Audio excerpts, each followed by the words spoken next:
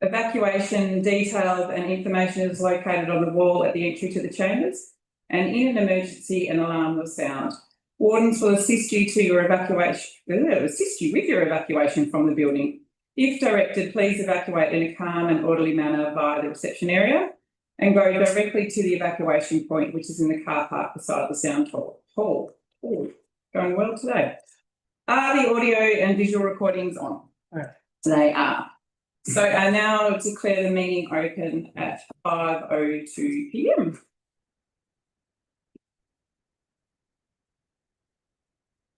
So the only apology I've received is from the Mayor, who unfortunately has had some more injuries with his Achilles, which anyway, we wish him well. I think he might be listening online, so hope it's going well, Mayor. And I begin today by acknowledging the Palatore and Pannyhead peoples, past peoples and traditional owners and custodians of the land on which we gather today. And I pay my respects to the elders past and present.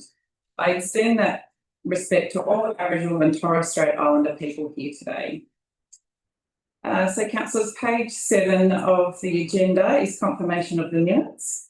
That council receives and confirms the minutes of the last ordinary council meeting held on the 10th of February 2026. Is there someone that would like to move that motion?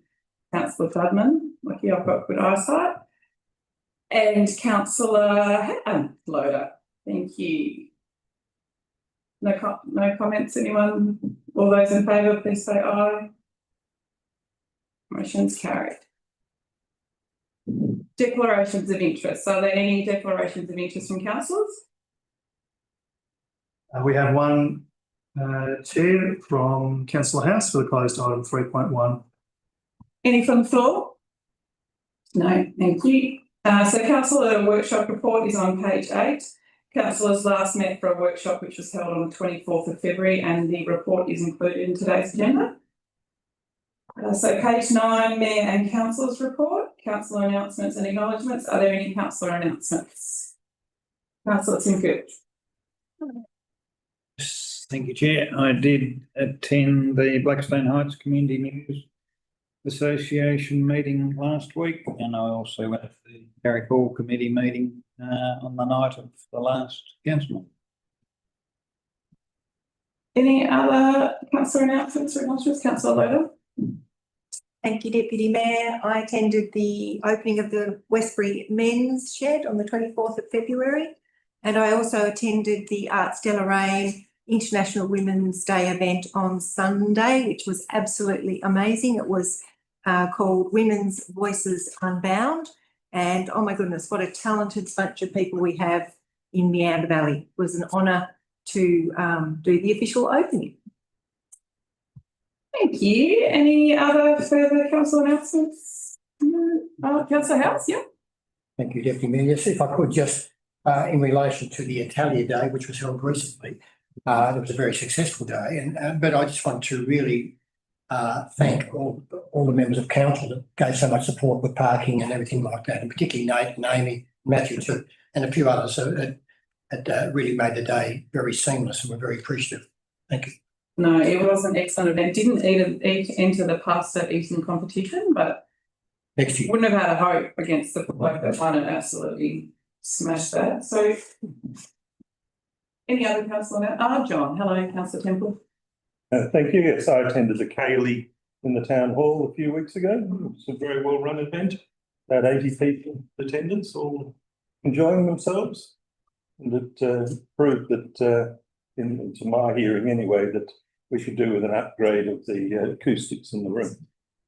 I also attended the Deloraine Street Car Show, wonderful event. I think we should be very proud that we have it here in the Meander Valley. It certainly can help to showcase the town of Deloraine, and it's a pleasure to be there. And I also attended an art auction in the Little Theatre a couple of Saturdays ago, which was all very well run and good for a community organisation. Yeah.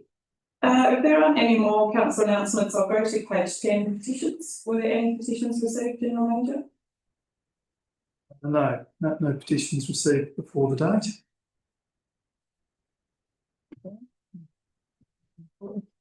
Any on the floor? Yes, we didn't read that bit. Are there any from the gallery? No petitions? Thank you.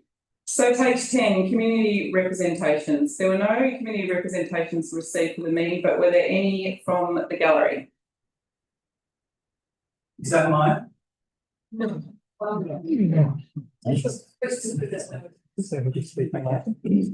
think you're speaking to the planning item, which should be shortly. Great. Okay, yeah. Yeah, Yep, it is. okay. And my name, 3 minutes. Thank you. So if you could just state your name and where you're from, it'll be 3 minutes. I'll give you a warning I'll ring the bell at 2 minutes and 30 seconds. I'll just start the time. my name is Edward Murphy from Westwood, I'm farming. The problem that I had, and I hope you councillors read the letter that was passed on to you all. This has been going on for 13 years. In the first instance, it was people in high places telling lies, not owning up to what happened, etc. Now, I've seen about 4 different managers over the 13 years. They don't really want to listen to me as to what the problem is. The problem is that I received a flyer in my rate demand in 2012, which told everyone, which told us how farms was valued, which in my speaking terms and simple, by state. That did not happen. And I got a rate demand with the flyer. So I rang up the Valuation General's office and I asked them who came and valued my property by site. No one. I only found out probably about a year later from Warwick Cloverdale, who was the Valuer General, that it was done on a tabletop in Melbourne. Now, why did I get a flyer saying it was done by site? And because I rang up, the valuation department took it on there and blamed me that they had to come and revalue it. I never asked for it. They volunteered. They did ask me, could they? They came and valued it, and they increased the valuation $250,000, which give me an extra rate demand of $607 or $5. Now, I've been fighting that for some time because it was nothing to do with the valuation. It was to do with who owns up to putting the flyer in my rate demand. Was it the Valuer General's office or was it the council? And I say it's the council because they send out the rates. Now, it's no good of putting a flyer in a person's mail if you expect him not to read it. And I read it. Now, if the flyer hadn't been there, things would have been perfect. Now, what's happened since then? The Valuer General in 2018, where the revaluation was, sent out 2 blokes and they had to come and talk to me before they started valuing the property. I'll let you keep going, just a couple more minutes then. To value the property. They had to talk to me and they asked me, what did I expect? They told me what happened should never have happened. What do you expect? I said, I expect no more than any other farmer, my neighbours beside me. My place to be valued exactly the same as theirs. Right? And they did it. And I've had no trouble with them ever since. But since then, I'm still getting my $675, which was the rate demand on virtually nothing, and the interest rate, which is attached to it, since then. Now, should I have to pay it, and would any of you lot pay it? I've been to managers, but they keep turning it over as a rate matter. It's not a rate matter, it's a flyer matter. And that will allow Doomby to stay, so. I'm open for questions if there's any. Thank you. We can't enter into questions today, but I appreciate you sending that information through as well earlier on. Are there any other community representations? Okay, I'll move over to public question time. So there were no questions with notice received this meeting. Were there any questions without notice?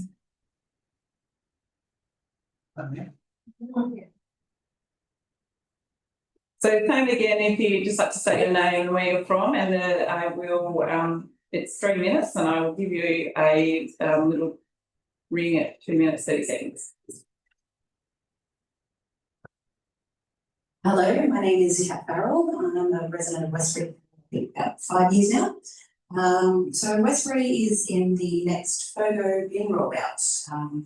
NBC have once again reached out to us community for their thoughts, opinions, concerns, questions regarding the FOGO proposal.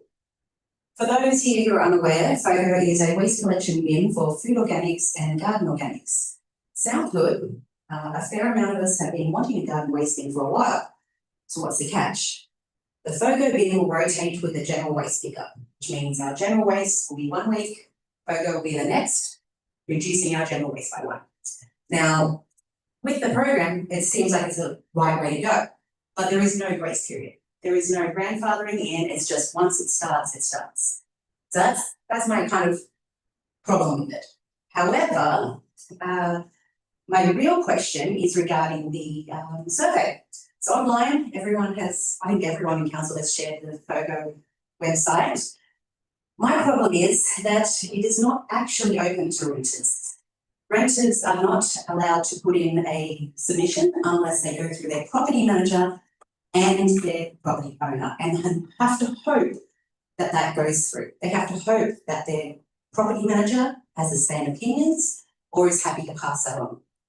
So my first question here is, why is it that the opinions of Westbury residents who rent their homes, which as of 2021 to 2025 is roughly 19 to 24% of Westbury, so why are they not given validity so they can voice their concerns and opinions, especially when they have to convince property manager and property owners to submit that response? I think the general manager is going to have the technical answer to why we are surveying property owners. But I think my message really is to anybody, and I think a lot of councillors would agree. Well, we really want to have we need those survey results.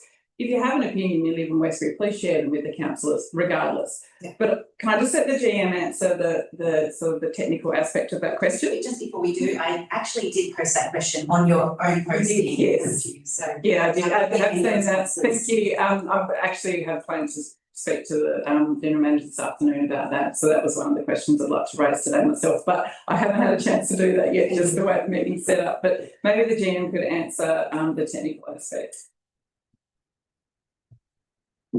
Yeah, look, and as the chair said, if you'd like to write in, Kat, there's we'll certainly pass it on to the waste team that are having a look into it and receiving all of those survey responses back. The reason is, under the Local Government Act, that's how our rates and charges are formed in accordance with the state government legislation and Local Government Act. And the way that the waste charges work is a charge against the property of which the property owner pays. So I guess just to interrupt for a second, that's concerning the rate payments, because it is to do with that. Is that you guys have said that the rates won't change. Nothing will change for the property owner. Only the people who use the bins, who use the property, who live in Westbury. Some of these property owners do not live in our city, our council, or even our state. Yeah, can I just let the GM answer the question? We can't go into a sort of question answer debate, but if the GM can just answer sort of the technical side of it, I just figured that was pursuant to what he was talking about on the technical side. Well, let's let him finish and we'll be able to get a clarification. Go again? Yeah, thank you. Okay, so it's a charge against the property. So the person that would be paying the bin charge is the property owner. So that is the reason why our survey needs to go to them, because it is them that will ultimately be paying for the fee for the bin size and the services provided. I absolutely agree that the owners should have a say in it. My concern is that renters have to go through property managers and their landlords, again, who might not agree with us, whether we agree with FOGO or disagree, they might have contradictory view of it. So how are we supposed to guarantee our voice is heard instead of just being told our letter will be sent off to waste management? We want it to be part of this survey without being parentified into it, having to ask mum and dad for permission. Thank you. Look, I do understand, because again, when you posted the question to me, I went online, I had a quick look at, and yes, I understand it. And my question will be, you know, how can we try and involve, you know, this 19 to 24% of people that you're talking about just in Westbury alone? And I know that our councillors are always, we always have discussions about different things that people have brought to us, whether or not it's formally or informally, whether or not we go on to have further discussion about how we can formally had that conversation around renters. But I did speak to a real estate agent the other day, and they had 6 properties that they needed to discuss with. And I was very grateful that they were so. That's actually amazing for property managers to be so. Yes, I was very thankful to her. Not waiting for their rent. Making sure that message got out, and appreciate, you know, again, to any property manager, I hope that they do the same, follow suit. But look, there's an email address on that survey to email if you have any questions. Anybody can email that at any Can time. the survey be changed just so that there is an option to say, I am a renter or I am a property owner, so that all of us are included in the same survey? But look, potentially, maybe now, not for this section, but there are other properties that will be able to be surveyed in the future, and it was excellent feedback that you've given. What surveys for this particular issue, or is this the last survey for this issue? I can't keep going into a debate because it's really only 2 questions and I'm breaking my own rules at the moment. But look, happy to continue the conversation again, because you did raise some really good points. It's something that we all need to talk about as councillors as well. Okay, and that's my second actual question. Sorry, but we did have a little bit of back and forth there where we didn't really get to the point. But my second question is, will we have an opportunity to have a grandfathering period where we will have our general waste while we have FOGO to start with? I'm thinking of people who have families, people who have babies who don't want to smell their diapers sitting in the bin for 2 weeks. They can get used to how things move, or get used to how things move. Because there is no additional rate paid, there is no additional services, we are just taking one service and changing it to the other. So are we able to have just a few months even where we can try out the system with that safety net? I don't believe so, but again, there are a lot of more conversations we can have in the future, and I do understand. I've got lots of friends with young children, and that's always been my concern. But look, can we talk a little bit further offline? Because I do have more information I need to get for myself to come back to you to answer your question. But I can't keep going into debate today. I appreciate you being very forthcoming, a lot more than we've had in the past. Thank you.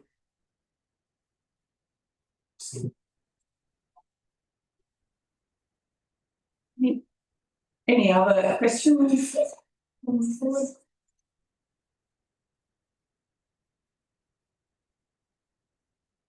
Anthony Wasserpool from Wadleys Road, Reedy Marsh. So this is in relation to the Walters expansion.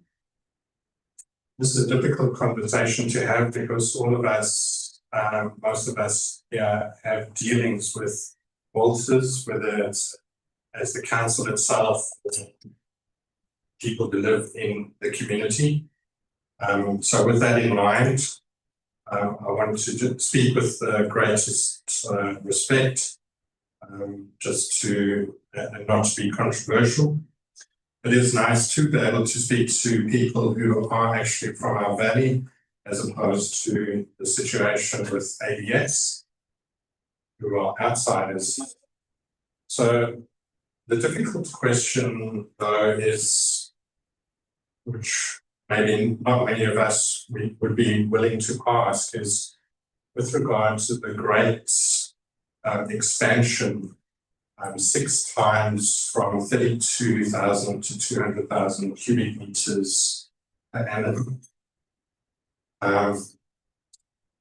And because this amount is way beyond what would be needed in Meander Valley, and it's obvious it must be for use beyond the Meander Valley.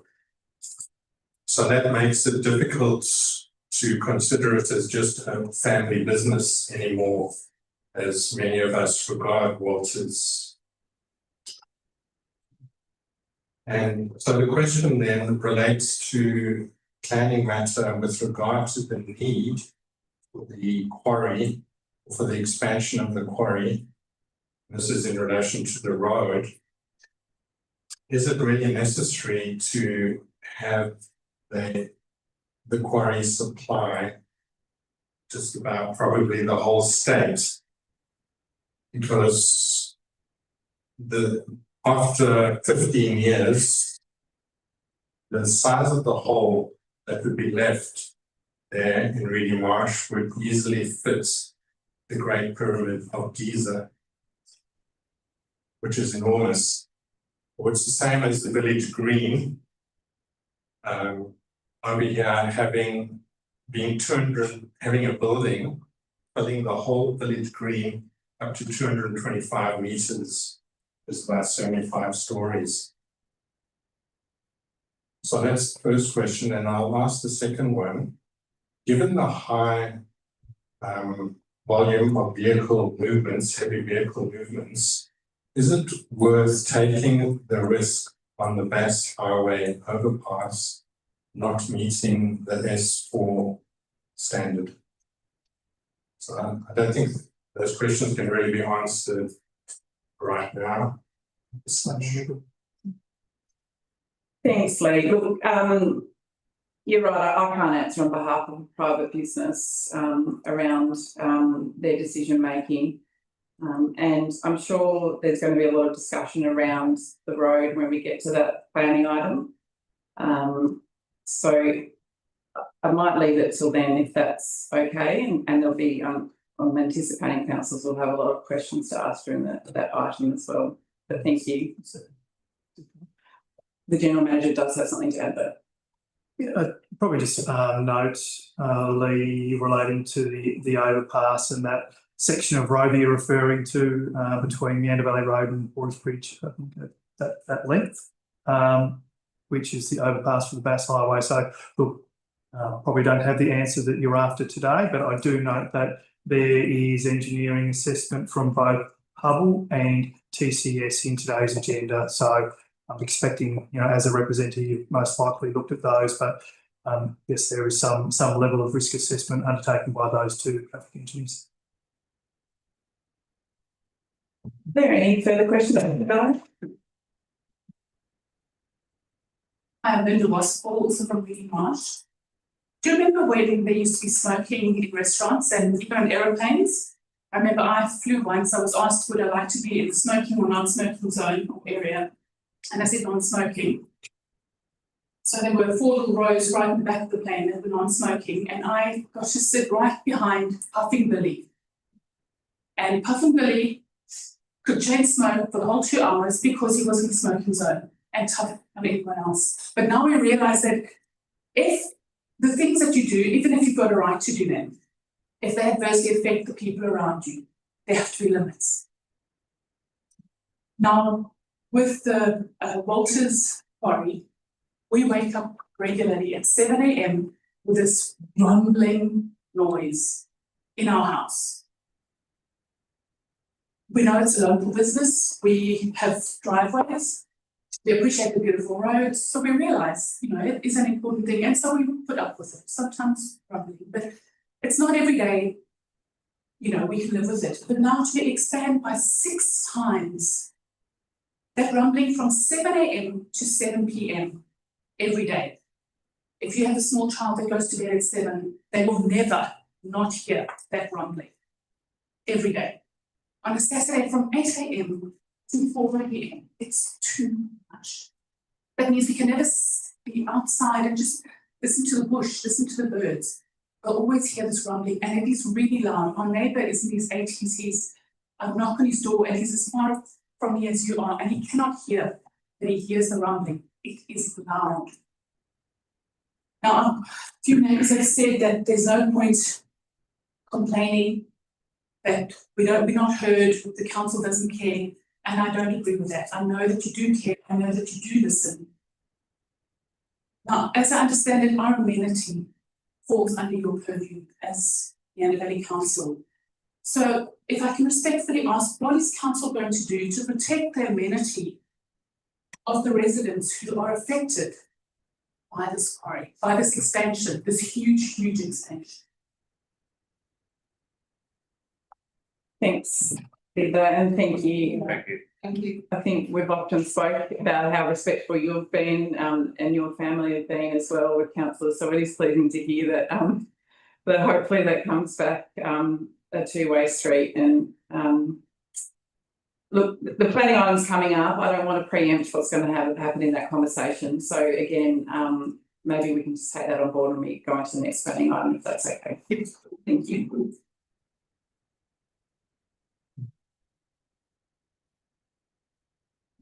And we did all that in under 3 minutes. Now, any other questions from the gallery?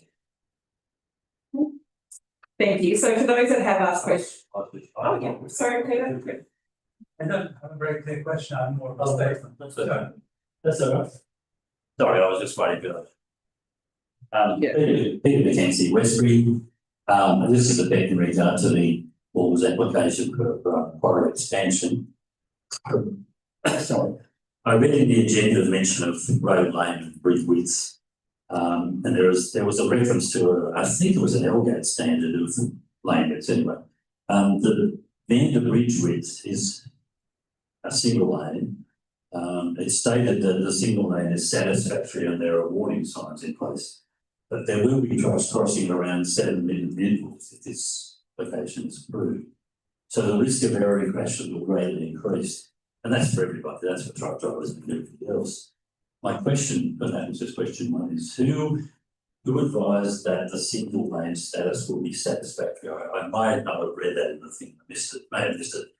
Who advised that that will be satisfactory? What reference, what standard, whatever, it was an Australia standards was used to come to conclusion. That's question one. Okay, I'll just refer the general manager for that. Yeah, sure, mate. Yep, so it's just the same two reports that I mentioned, please. Question is two, there's a traffic engineering assessment from the applicant's information from Hubble, and council sought a peer review of that information from TCS, which is also in the agenda today, and they both talk to that single lane bridge that you're mentioning. And your second question? Second question was the National Transport Commission states that a 33% decrease in truck movements will significantly improve safety for all road users by reduction in exposure to risks. They say it will save lives. They've been saying that for many years. Yet in this proposal, we're looking around, I think it's 400% increase. I think that's an economic, so around. And that's even without the ABX quarry going ahead. I don't know whether they will.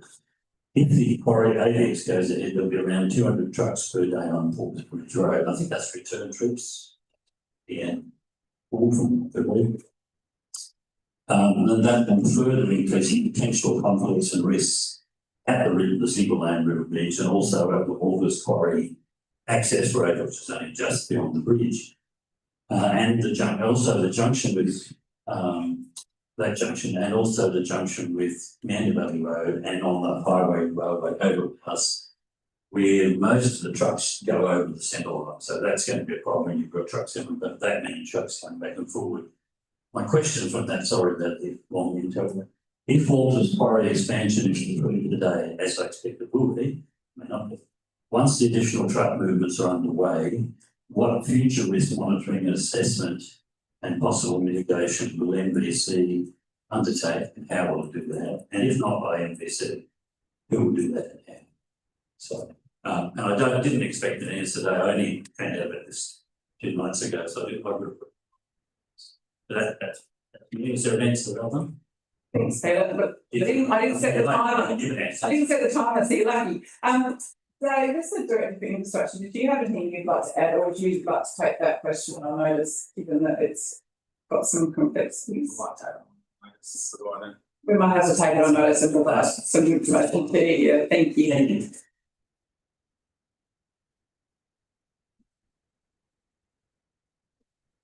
Okay, so no more questions for the gallery. We'll move to the councillor question time. Okay, so page 12, councillors. Councillor, no questions were received on notice for this meeting. Are there any questions without notice from councillors?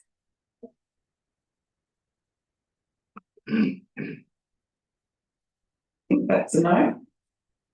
So page 13, councillor notices of motion. No notices of motion are received for this agenda. Are there any from the floor? Okay, so now the discussion of this item in section 13 of the agenda, council now acts as a planning authority. So councillors, we're on page 15. So I believe we have some speakers in the gallery. So I will just call your name, and if you could stick to the 3 minutes. So I'll try and do a good job at doing the jobby thing where you have to ding the bell, which I worked out the bell was stuck under my phone cord, and that's why no one could hear it. But anyway, okay, so Will, Brian, on behalf of Walters Contracting. Thank you, Deputy Mayor and Councillors, for your joining me today. The application before you for determination is one that's needed for our family-owned and operated business, which includes many locals. We understand that quarrying is a visible industry and the community interest support possibly concerns.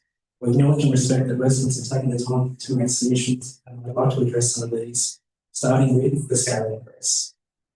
The increase in linen is about future-proofing our business, local employment and local delivery of rock and aggregate for housing houses.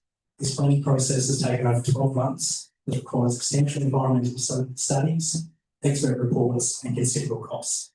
During this period, we've had to turn down the opportunity due to uncertainty around our supply limits, which has unfortunately had a flow-on effect to local job creation. We are seeking a long-term approval so that we don't have to return to council every few years for incremental increases that may be needed. This approach reduces planning burden on council, the EPA and the community. In regards to traffic, the traffic figures reference of a maximum capacity on our current operational reality. Across our business, we own 17 trucks. 14 of those have approved trailer combinations. Of those 14, 3 are prime movers which float machinery primarily. This leaves us with 11 truck and trailer combinations to service all our operations. And those trucks do not solely operate at Portsbridge Quarry. We have multiple quarries with our largest site located at Sheffield. Our fleet must service all sites across the region. Suggestion that we would dramatically increase our truck movers at each site ignores the practical limitations of our equipment, scheduling, contractual commitments elsewhere. Like any quarry, there will be campaigns where we may have short-term periods of high activity to provide new material to our projects, such as the Illyor Road Leopold. I'd like to clarify one aspect regarding Portsbridge Road. We currently don't, nor do we intend to operate further up Portsbridge Road on our quarry entrance. This route is not practical for our operation, given the circumstance which we would see ourselves travelling further up the road, be for local deliveries in the area, or supplying materials for future road upgrades. There is no operational or commercial reason for us to extend heavy vehicle movements along that road. In relation to noise is understandably one of the main concerns raised in the submission. The proposal does not involve any additional days of operation which have already been approved. There will be no more equipment on site, no new noise emissions or change. Quadrupling our production per annum does not equate to tripling the noise level. We simply want to operate on more days to achieve the volume up to our limit to supply projects such as reshedding, reviewing roads to make them safe and long-lasting for community use. In closing, Deputy Mayor and Councillors, this application is a long-term certainty for our business, which currently employs locals and uses local suppliers to operate. Our projects are such as resheeting, rebuilding roads to make them safe and long-lasting for the community enjoyment and use. We remain committed to operating professionally, complying with EPA conditions and being long-term. Thank you. Thank you, Will. I think we have another speaker, Ray Bowman. Oh. Ray can set it up. Why did you do that? That's brilliant. It's right, isn't it? It's right, yeah. No, I do remember you saying that. once before. Okay, as an aside, I'd like to thank Councillor Dudman for his email to State Government about rabbit management. Top job, thank you. Moving on, my wife and I are huge admirers of Walters, and they built our half-kilometre driveway, and it's perfect. However, we have issues with this proposed development. Horsbridge Road is narrow and already hard to navigate safely if two vehicles are travelling in different directions. The addition of 80 truck movements a day, which may not be used every day, but they're allowed if you approve it. That's one truck every 6 minutes of a working day, is unacceptably dangerous. This issue is exacerbated by council's approval of 78 movements a day by ABX. This means a truck every 3 minutes, potentially. Given the width and curves of Horsbridge Road and the single lane of Porter's Bridge, this is completely ridiculous and will make Porter's Bridge Road incredibly dangerous and totally impractical for residents, cyclists, tourists and miners. Additionally, the loop of River Road and Porter's Road is frequently used by visiting groups of cyclists and motorbike riders for exercise and enjoy travelling through quiet countryside and the challenge of the curvy roads. This will become impossibly dangerous, and when they cease to visit, will result in a serious loss of revenue in Deloraine, where these visitors eat, drink, and themselves. The proposed mine could rip, crush, and screen rock into aggregate. It's noisy. Friends living over 3 kilometres away from the Walters mine currently hear this noise. I'm much closer, but people 3 kilometres away will hear it, and if increased 600%, it will dramatically affect the livability of our quiet, peaceful, semi-rural area. We live in Reedy Marsh because of its semi-rural character, its proximity to Deloraine and its livability, but we're being surrounded by proposed industrial developments, ABX, Walters, Cresswell and the Mariners Link. Despite Walters being a great company that employs locals and does fine work, the proposed development is in direct conflict with every reason that we live in Reedy Marsh. Meander Valley's Council's responsibility for traffic flow and the Essex strategic plan should make Keep going. Yeah, I will. Should make the proposal rejected. That's it. I don't have a question. I could hang around for another bell, but I won't. You need to stop this. Okay? Thank you for that. Are there any other speakers from the gallery before I ask for a mover and seconder? So councillors, 13.1 PA 25 0005 190 Portersbridge Road, Reedy Marsh, which is on page 15. Is there someone that would like to move that motion? Councillor Loder? And a seconder for that motion? Councillor Dudden, thank you. Councillor Loder, as the mover of the motion, Yes, I would. Thank you, Deputy Mayor. Excuse me. This application has been assessed by the Environmental Protection Authority and is now before us as the local planning authority.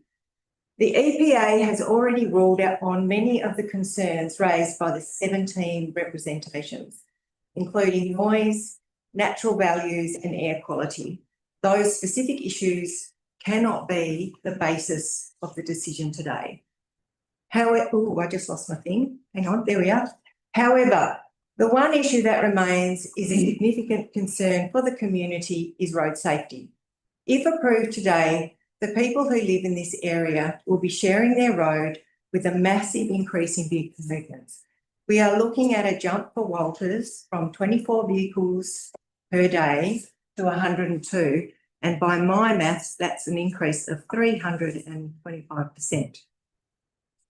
I do appreciate what you said, Will, that's the total capacity and you won't be doing that every day, but if we approve it, that's what could happen. I believe the safety of every road user, both private and commercial, is absolutely paramount and something that we should carefully consider with all road users in mind. I am pleased that alongside the applicant's traffic report, council sought an independent peer review. It is because of that thorough assessment that there are such strict permit conditions as outlined on pages 24 to 28 of today's agenda. The road to be used must be generally widened and strengthened to an S4 standard. The council will control this upgrade of the road to ensure it meets requirements, and there is a strict no north rule. All heavy vehicles must enter via a left turn from Meander Valley Road and exit via a right turn back to the south. So we're actually not talking about the entire Porters Bridge Road here. It's just from where Walters are through to Exton, which is still huge. I give you that. These permit conditions are thorough, which is what is expected and needed for a proposal that increases the volume to this extent. I do not make this decision lightly. I am acutely aware of the concerns and worry felt by the residents who will live with this increase of traffic volume. This is not their workplace, this is where they live. This is a beautiful part of Meander Valley. Porters Bridge Road to River Road is one of my favourite running routes. It's a place where the sounds of the bush bring real joy, at least on Sundays. It must be a wonderful place to call home, and I can understand why the 17 representatives don't want to share it with an increase in trucks. However, based on the planner's advice and the safety upgrades as outlined in the agenda, I feel it is necessary to support this motion today. Thank you, Councillor Lola. Councillor Dublin? Thank you, Chair, and thank you, Councillor Lola, who covered many of the points that I would have raised. I agree, for residents of Ready Marsh, this probably feels a bit like deja vu.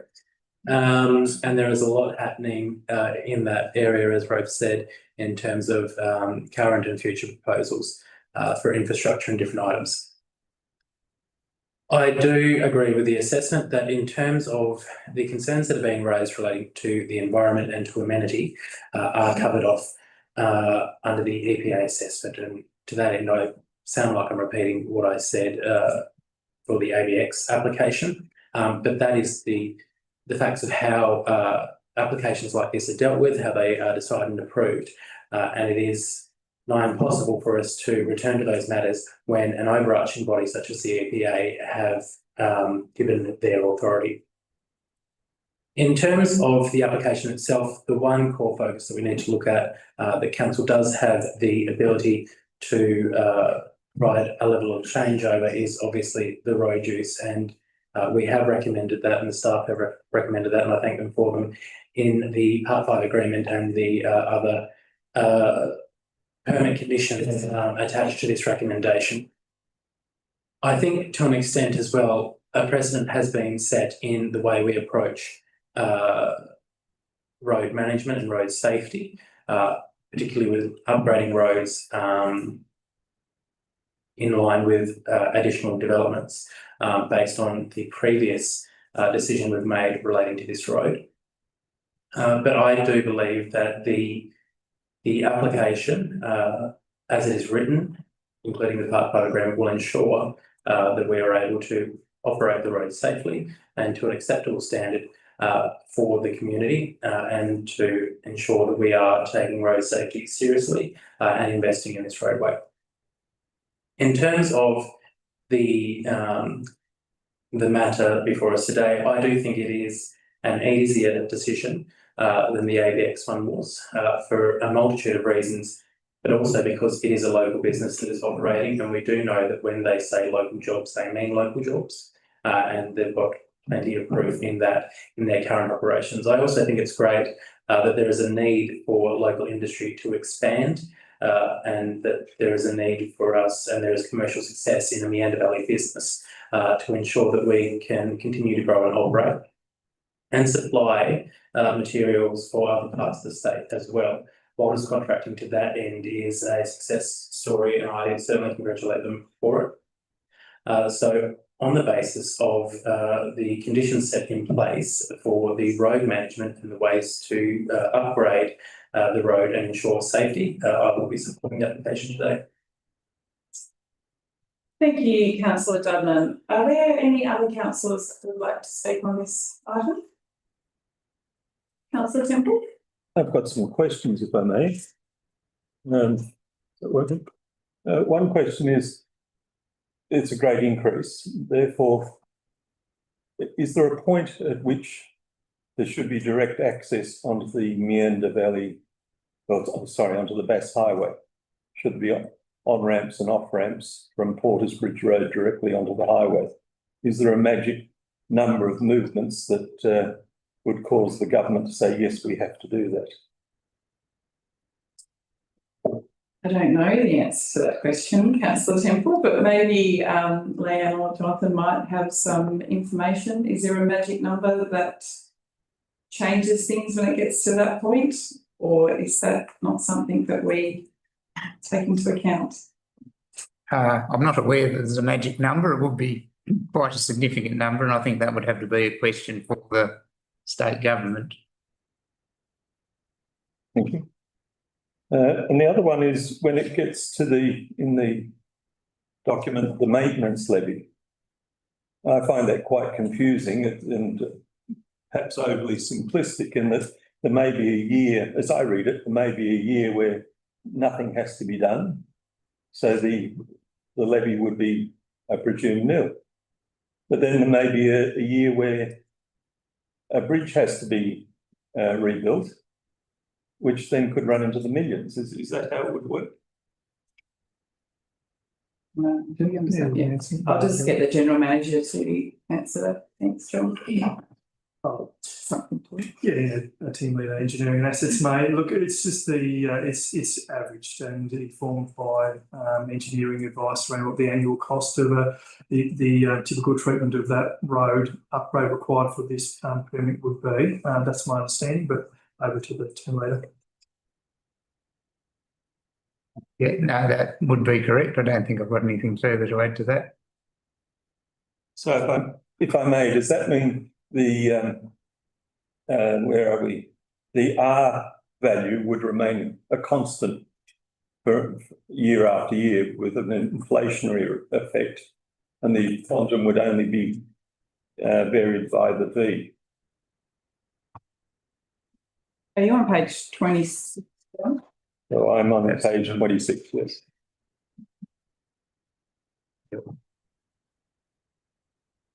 Yep. So I believe that would be the case. We can take that on notice and give it some further consideration, but yeah, that would be my understanding.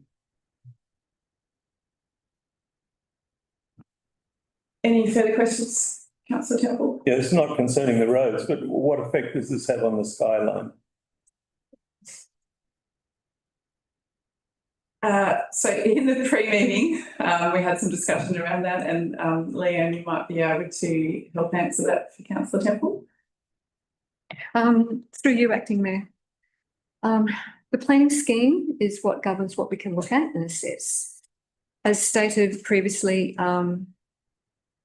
the quarry site is not within a mapped road corridor, and therefore skyline values cannot be assessed as part of this application. As stated in the report, we are very much limited to looking at the car parking code and the road and assets code. Thank you. Councillors, are there any further questions or comments on this item? Again, as the other councillors have said, thank you very much to the representatives who either wrote in or have come along today to speak. And as councillor Dudman pointed out, it is a little bit deja vu, but it's also, it is good to be able to be here today talking about a company that's local. I know that's not coming into planning assessments, but you know, thank you for coming along and being here and speaking today. I know it's not easy for everybody to do that, so appreciate everyone's open and honest views. But is there anything else you would like to comment on, councillor Dudman, before we wrap up? Councillor Loader? Yes, thank you. This hasn't been an easy decision for me, and I'm sure it's not going to be an easy decision for everyone around the table. because, as I said before, road safety is really, really, really important. And that's not just for the people who call Reedy Marsh home, that's for Walters and all the other commercial users of the road. It's really, really important. And this decision, like truly, I haven't taken it lightly. And the only thing that made me decide to support it is the fact that the trucks from Walters are not going to be all the way down Porter's Bridge. They're just going to be from their entry near the one-lane bridge and through to Meander Valley Road. And as I said before, when we were talking about the ABX,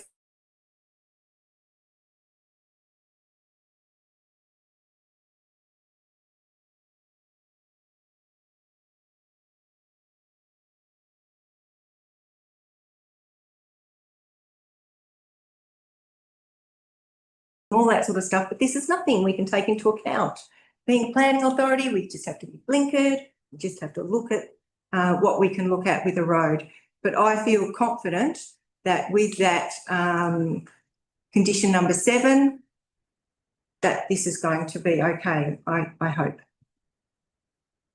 Thank you, Councillor Loader. So with that, I'll put it to the vote. So all those in favour, please say aye and raise your hand. Karen, Cronshaw, Dudman, Smedley, Loader and House. And those against? Councillor Temple, you're abstaining, Councillor Sinfield. So the motion is carried.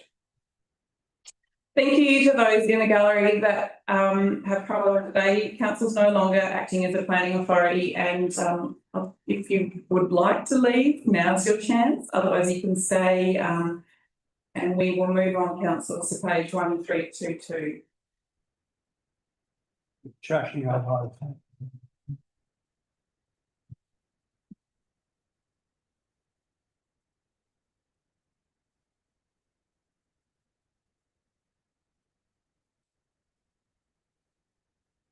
Oh, sorry. No, that's- I won't close it on.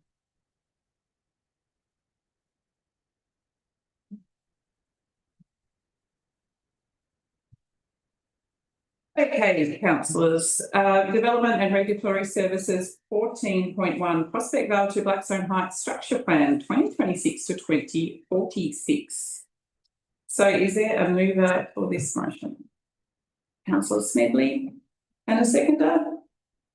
Councillor House, thank you. So Councillor Smedley, as the mover of the motion, would you like to speak? Yeah. Councillor House? Yes, thank you, Deputy Mayor. First of all, thank you to Thomas and everyone else that's been involved in putting this together. It's been a long process and a lot of consultation, and I'm assuming some of that's still ongoing.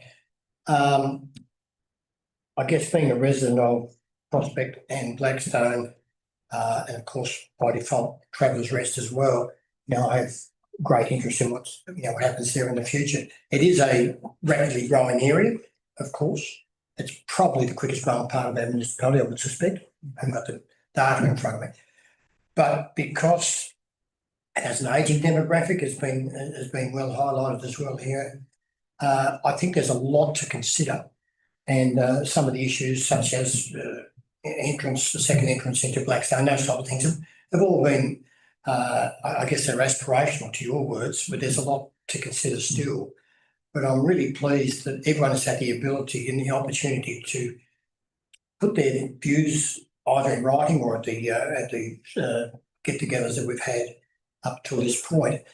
I just see Prospect in particular continuing to grow, probably more rapidly than we might have even thought. I know it's the first sentence there on page whatever it is there, page 1322. The entire region has experienced unforeseen population change. So it's very hard to predict, I guess, what the future holds.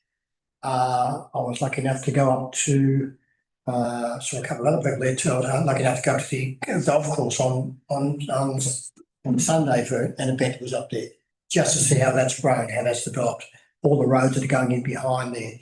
So there's a lot to consider with Prospect and Blackstone Heights. It's a great place to live, but it will have some challenges, traffic challenges and the like, as growth continues.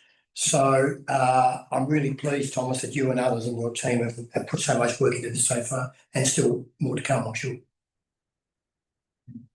you, Councillor House. Are there any other councillors? Councillor Ladham? Thank you, Deputy Mayor. Yes, great work. I particularly enjoyed going to the 2 drop-in sessions and reading all the comments.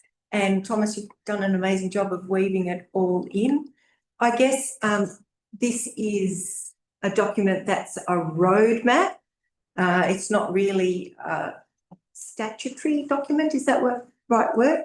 And of course, being an adult literacy person, I'm loving the diagrams, particularly the one that's on page 7, which really shows how this document sits within planning decisions. So yeah, thank you. I'm very pleased to see that everything from the drop-in sessions and the feedback has been woven in. Councillors, are there any other questions or comments? Are you pressing your button, Councillor Smedley? You're not? No? Councillor Sinfield, I think you had your hand up. Yep, thank you, Chair. I was wondering if Thomas might be able to give us a bit of a précis similar to what he gave at the pre-council meeting of some of the salient changes that have been made both since the last drop-in session and perhaps more broadly on, although that's a very long brush, on how it was, the current version basically versus this one. I think Thomas knows what the question was. Yeah. But I think there's been some different versions and you're just asking Thomas to explain how he's taken on some of the feedback over the time. Yep. And what are the specific changes he's made post those feedback?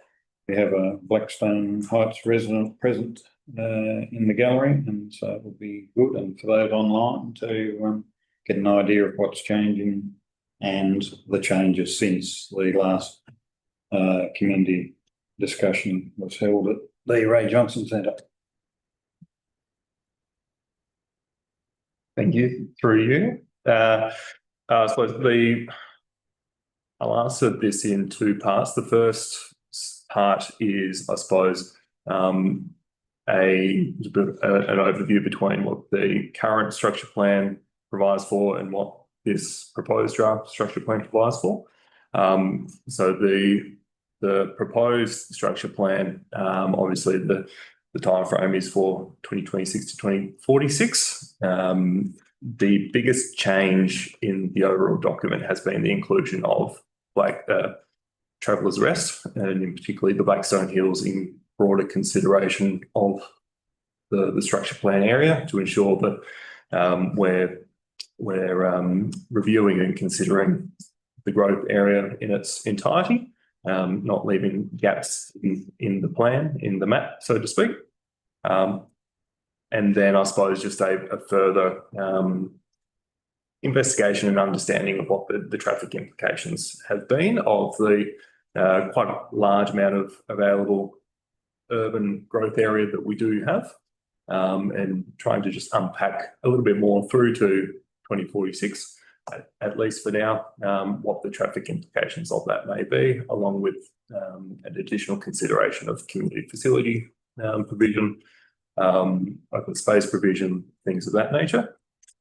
In respect to the specific changes made since the recent exhibition of the draft document, I won't go through every single line item that has been changed, but just some of the key highlights, I suppose, is, like I mentioned, updating the relevant time frame. So it's gone from 2025 to 2045 through to just updating that by a year. The other key components, I suppose, are I suppose we received feedback that there was a little bit of difficulty in reading some of the maps and the diagrams and figures, and we've worked through with our consultant to try and improve that where we could. Understanding that they are intended to be a stylised diagram at the end of the day as well. We have identified an additional environmental living cluster on the western side of the Blackstone Hills, surrounding the potential future recreation reserve. We've realigned a few road links where they had inadvertently gone through or overlaid near properties and dwellings. But I suppose fundamentally, we have continued to retain the community aspiration towards a major activity centre, but at the same time, we've sought to recognise the importance of some of the industrial activities that do occur within the Prospect Vale area, protecting them from encroachment while they choose to remain there, but also acknowledging that there is a strong potential for redevelopment of that area moving into the future. And the main component as well, I suppose, is in regards to the Picture Parade corridor. So basically between Prospect Vale and Blackstone Heights, recognising that as a future, very, very long-term, yet still very strategic development growth area. But in the meantime, protecting the agricultural use that is present. So managing effectively, in response to the feedback that we received, we've tried to manage the interface between land use, just as a response to the feedback that we've received. Yeah. Thank you. Thank you. Councillor Temple. Thank you. Is there a planned date when the document be revised or reviewed, or? There isn't a specified date within the structure plan. However, the general rule of thumb is every 5 years. That is the statutory review timeframes for a whole range of documents, like the planning scheme, like the regional land use strategy. So I would expect that would be, we would use a similar 5-year rolling plan for. And the second question is, do you believe we've gone far enough in our aspirations for more roads in and out, or at least defining potentials as to where they may be, so that other things don't overtake them and preclude them from coming to fruition? The document has been quite clear in that the traffic volumes that we are considering is up to 2046, and that future work will be needed to better understand what potential traffic may, what the area may experience beyond that. We have identified as an advocacy piece, I suppose, investigation into potential for open ramps. That is, from my understanding, an old idea, but old ideas are sometimes worth revisiting. In respect, I suppose, to future additional links, there might be further, as part of further reviews and further traffic investigations, there might be additional links that can be identified over time. But I suppose for the next 20 years, it's not considered necessary. But it is a very large growth area, expected to take quite a long time to develop. So there's a lot of time to consider that. The GM just had some further to add. Yeah, look, I just wanted to note, it's an area of our municipality that is growing and changing, and we've introduced more roundabouts, that sort of thing in that space, and will continue to evolve over time. But in the early stages of the preparation of this review, we did get a traffic engineering report, which informs some of the links that Thomas has spoken to, and where people go and how we expect that to change over the course of the 20 years as well. Councillor Smith. Thank you. One of the things I note was involved in one of the initial developments of the original structure plan. Is there any general manager just mentioned about new roundabouts, and I'm aware of lots of other infrastructure that's been built and housing and other developments. Do we keep a record of some of the things that are here now and where these other developments may happen in time? So in 20 years' time, when we start to do this again, or 15 years' time, we get a sense of what's been achieved more clearly. I suppose when I started out on this project, there was certainly documents from the original 2013 structure plan that I could rely on. There's always room for improvement in that respect. I suppose there's always an opportunity as well for ongoing monitoring of developments, and particularly where they're located, what type of development, those kinds of things. So that's certainly worth looking into, a bit of a monitoring framework. That's something that's been discussed at a regional level as well as a state level. So it's not a local issue per se, but it is something that's good practice. Thank you. Yeah, we need to add, but yeah. Any other councillors have any questions or comments? No, thank you. So Michael, yes. Look, I read through this and highlighted a lot. And I ended up coming back to really the first page when it says structure plans are an important part of resource management planning systems. They provide a framework for long-term development of our towns and suburbs and bridge the gap between state legislation, regional policies and the aspirations of local communities. And it was great to read 33 written submissions. I know that there was quite a lot more people actually came along to the drop-in sessions, which is fantastic. And I appreciate the work that I think Councillor Loader said, you've put it all together. So not an easy task, I'm sure.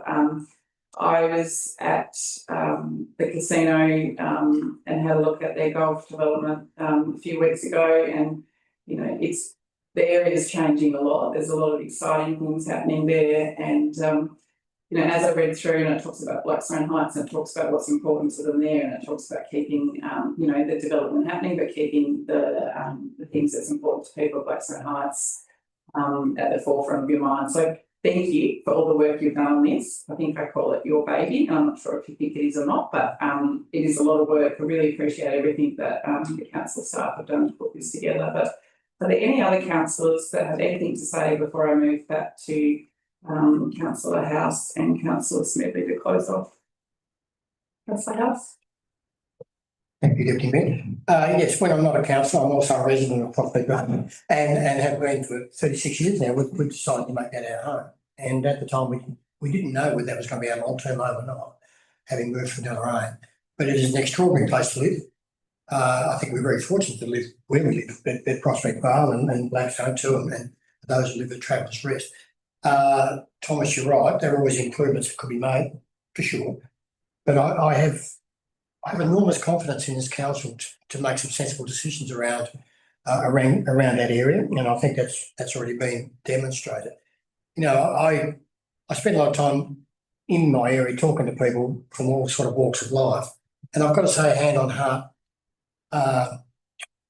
very, very, very large majority say we live in a great place, and I think the council has a lot to do with doing that.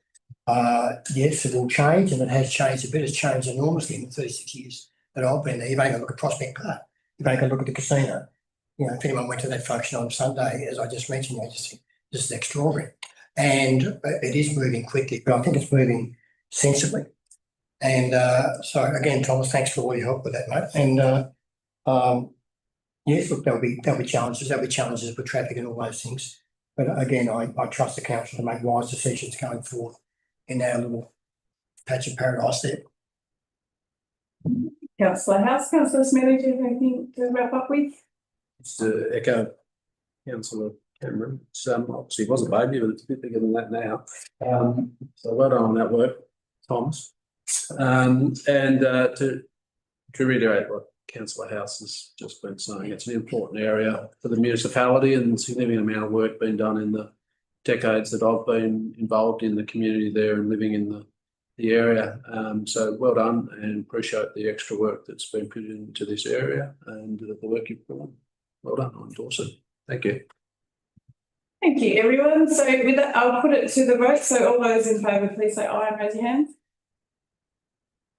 Hang on, was that unanimous? It's unanimous. Okay, thank you. Motion is carried. Thank you, everyone. Now we will move on to infrastructure services, 15.1 Deloraine RV Park Ramp Acceptance and project inclusion. So page 1424.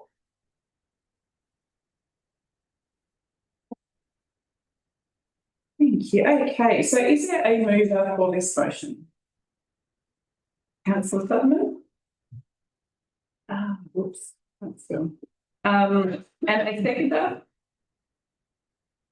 Thank you, Councillor Lothar. Councillor Sutherland as the mover for the motion. Would you like to speak on this item? Thank you, Chair. I don't have much to say except that this is a great opportunity that will obviously complement well the work that we're currently doing at the Racecourse Precinct. And of course, our thanks to the state government for the awarding of this grant. This will go a long way to ensure that we continue to be a tourist destination, especially in Deloraine. And it will ensure that we have not just people driving through and enjoying our municipality, but also, sorry, I'm trying to get the right balance of the mic, that's not working for me. But also we'll have people stay and enjoy both Deloraine and the more broader area, which I think is very positive. So absolutely happy to support this project. Councillor Lothar? Thank you, Deputy Mayor. Yes, I'm wholeheartedly supporting this motion as well. Particularly want to note that there's going to be an electric vehicle charging station as part of that, which is something that the Deloraine community has been asking for a long time. So it's going to be fantastic for tourists, but I'm assuming that locals can go there and charge up their electric vehicle as well. So yes, I think it does help to support our visitor economy. You just have to look around the streets and you see all the RVs around. So yes, great use of council resources. Councillors, is there anyone else that has any questions or comments or anything they'd like to say on this item?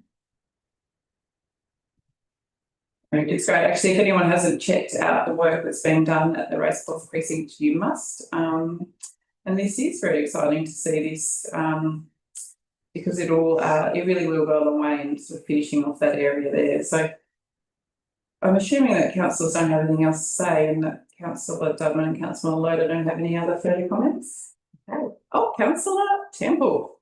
Yes, I just wanted to ask, is the new RV park free, or will there be a charge associated with staying there? And also with the electric vehicle charging, is that at normal commercial rates or is that free?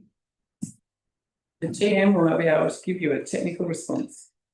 So, Councillor, we currently have an overnight RV area down at the racecourse. We've sort of temporarily relocated that with the view that this would be constructed in time. So, yeah, it's not free, it is a charge, a fee for service. And that will be the same case as we move to the new established area that's proposed. And as far as the electricity of the charging station, that's yet to be decided. That hasn't been designed up or planned out. So, yeah. Councillor Smedley? My question's also to John. So in respect of those charging stations, do they tend to get damaged or vandalised at any point?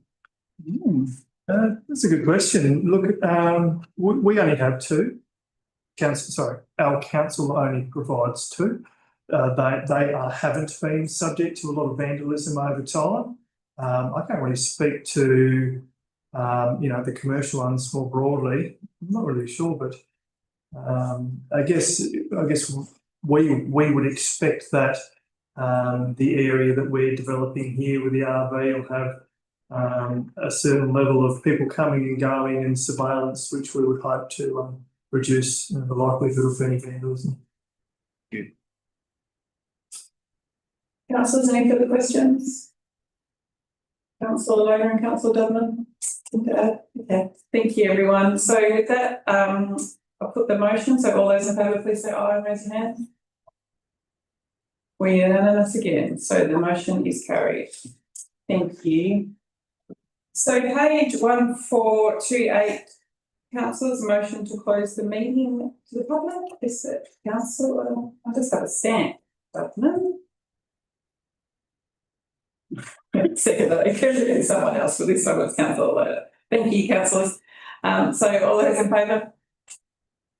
Unanimous again, motion's carried. Okay, thank you, everybody. So we will now end the live streaming and